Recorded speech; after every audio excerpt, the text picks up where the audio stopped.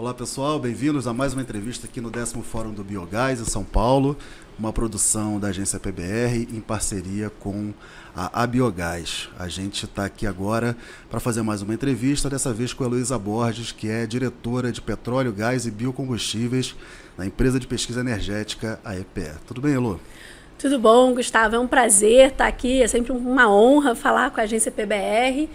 E como a gente realmente acredita muito nos biocombustíveis, é um prazer também estar participando. A EPE sempre participou dos fóruns da Biogás, já estamos aqui comemorando os 10 anos do evento, né? Legal. A gente está num momento bem propício para discutir, né? Política na área de biocombustíveis. Estamos aí com diversas discussões no legislativo e basicamente temos aí uma posição do governo que está buscando aumentar a oferta interna de combustíveis, né? Com novas fontes, com novas alternativas para reduzir a dependência externa, fazer dar mais segurança ao abastecimento nacional com a participação dos biocombustíveis. E a EPE cai lá na EPE fazer os estudos para identificar essas oportunidades, né? Então, o que você pode contar para a gente que vocês estão olhando, já que a gente está aqui no fórum do Biogás, para o Biogás especificamente? Bom, Gustavo, vou começar com uma frase que você gosta de me ouvir falar. Os biocombustíveis são a fortaleza da estratégia energética do Brasil. Legal. E a gente tanto acredita nisso que a gente vai estruturando a oferta de biocombustíveis e quando a gente vê em termos percentuais na matriz, pode parecer que o biogás e o biometano ainda são poucos. Mas quando a gente olha a trajetória, o quanto que eles já cresceram, eu estou brincando que a gente está aqui no 10º Fórum da Biogás, mas o primeiro, isso aqui era tudo mato, tinha poucas pessoas. Sim. E agora a gente já está com um evento super bem sucedido, lotado, todos os painéis, demonstrando que as pessoas têm muito interesse no tema. E quando a gente projeta os próximos 10 anos, o biogás e o biometano têm um crescimento muito expressivo.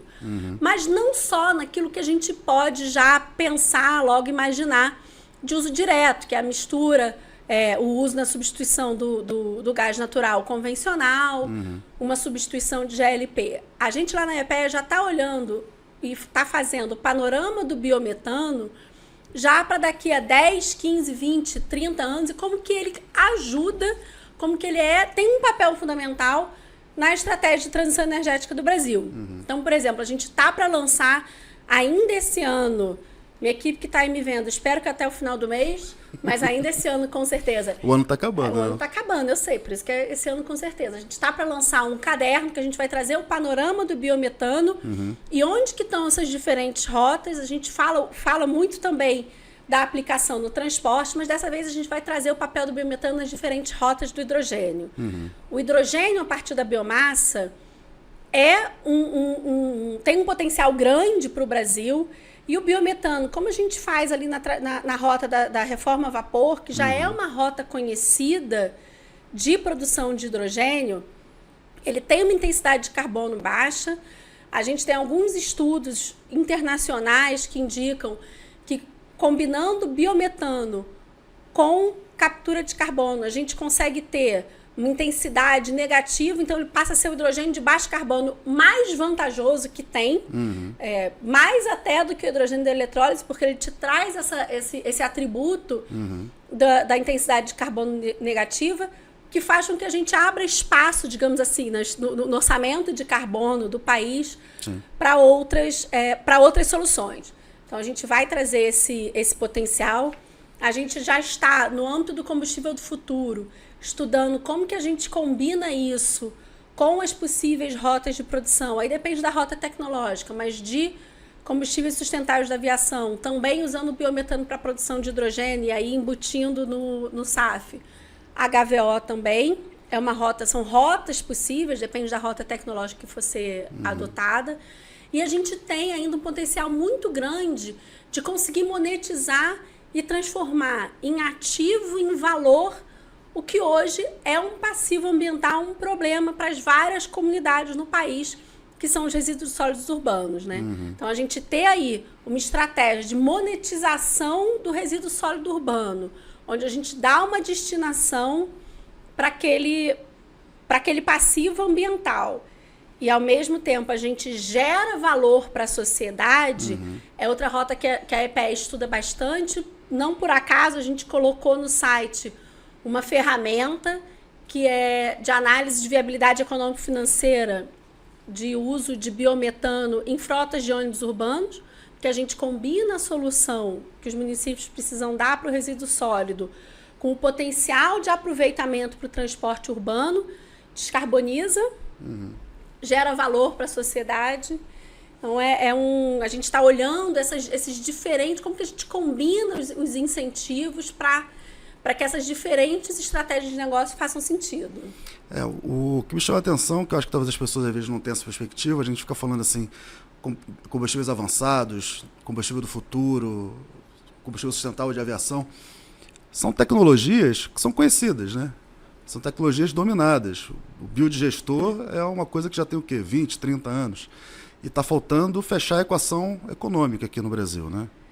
Está faltando fechar a equação econômica. Tem alguns... A gente demorou muito tempo. Eu acho que na parte de regulamentação inicial, no início, quando você falava em biometano, você não tinha a especificação de qualidade. Então, como que você ia utilizar, quais as rotas possíveis? Isso a gente já avançou, isso já está totalmente superado. E agora, o que falta para fechar essa equação é a gente conseguir valorar o atributo ambiental.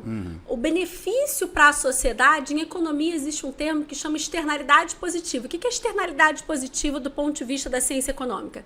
É quando determinada atividade gera um valor para a sociedade que a firma que está produzindo não consegue capturar no preço.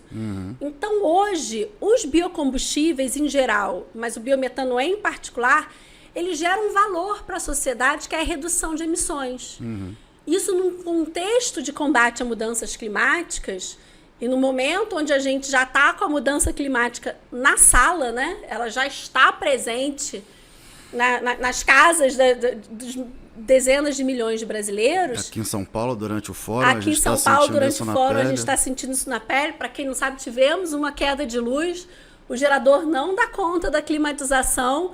Estamos aqui sentindo na pele como que é São Paulo nos dias mais quentes do ano. Esse atributo, ele hoje não é valorado. E como ele não é valorado, falta alguma coisa realmente para você fechar a equação econômica do modelo de negócios das soluções. Então, a regulamentação, não só a parte da energia, mas a regulamentação dos mercados de carbono é fundamental para a gente avançar.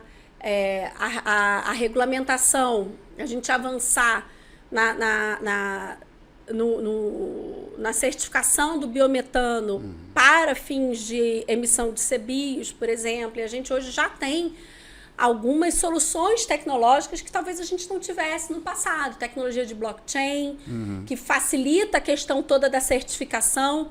Então, se você produz um biometano, você consegue certificar toda aquela cadeia e garantir para quem está comprando lá na frente o atributo ambiental pelo qual ele está pagando. E aí as várias indústrias que precisam descarbonizar começam a ver valor nesse produto. Aí a gente fecha a conta. E conseguem comprovar o valor também desse produto. Conseguem comprovar que não é só papel, que de fato você está entregando uma vantagem para a sociedade. Para o consumidor, para o board, né, para o investidor institucional que está cobrando esse tipo de iniciativa.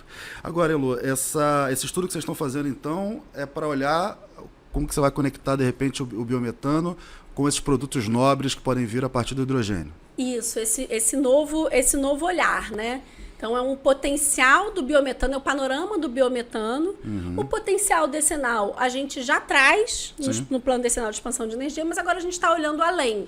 Esse potencial nessas novas rotas de transição energética, e a gente vai trazer um olhar específico para o hidrogênio, que é uma das grandes apostas globais dessa trajetória de transição. Lembrando que o biometano também está presente no gás para empregar. Sim. Lá no subcomitê 5 do gás para empregar, que trata do papel do gás na transição energética, eles estão olhando, o Ministério está liderando esse debate, estamos todos olhando gás e o biometano, e como que o biometano é uma rota para descarbonizar o gás natural. Uma rota que, como você bem pontuou, você já superou o desafio tecnológico, a gente não tem grandes desafios de escalabilidade do projeto, e quando a gente olha só o potencial de geração de biometano na indústria sucroalcooleira, só para dar um número, você falou que eu gosto de números, né?